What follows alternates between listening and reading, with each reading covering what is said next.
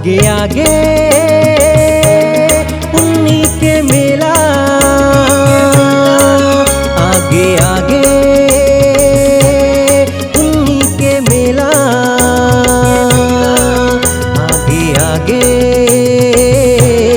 पुन्नी के मेला। नोनी बाबू हरे खुश होगे मेला जाए के सुल होगे, नोनी बाबू हरे खुश होगे मेला जाए के सुल होगे।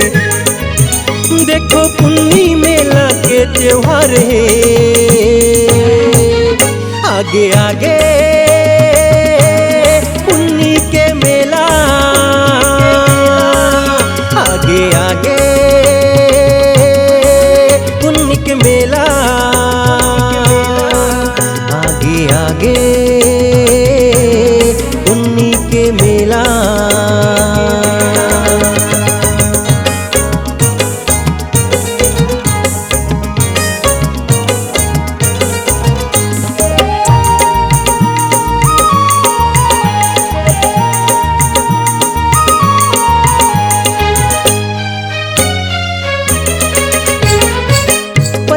गाँव के गोरैया मेला बालोद जिला के जन है, सुने हने हम दुर्ग जिला माँ कौही मेला के बड़ा मन है।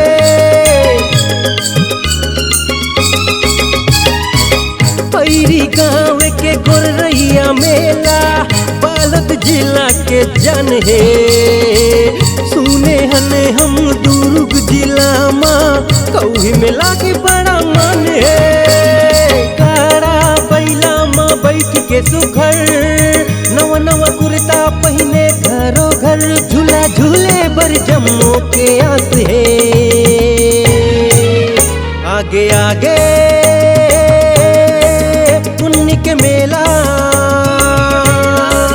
आगे आगे पुन्नी के मेला, आगे आगे पुन्नी के मेला।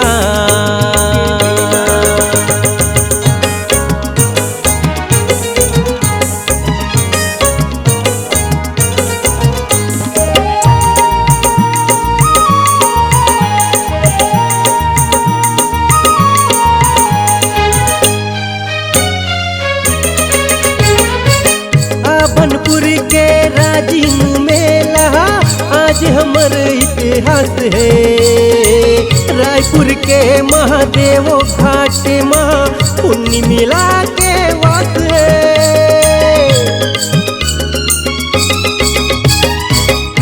बनपुर के राजीव मेला आज हमर इतिहास है, रायपुर के महादेवो घाट माँ पुन्नी मेला के वास है। टिकली कुंदरी खाओ खिलौना लगे है भंडार, आनी बनी के लोग दिखते औ दिखे मतवार, ऐसे लागत है जैसे तिहार है।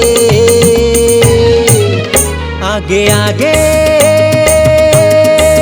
पुन्नी के मेला, आगे आगे पुन्नी के मेला, आगे आगे पुन्नी के मेला। नोनी बाबू हरे खुश होगे मेला जाए के सुल होगे, नोनी बाबू हरे खुश होगे मेला जाए के सुल होगे। देखो पुन्नी मेला के त्योहार है, आगे आगे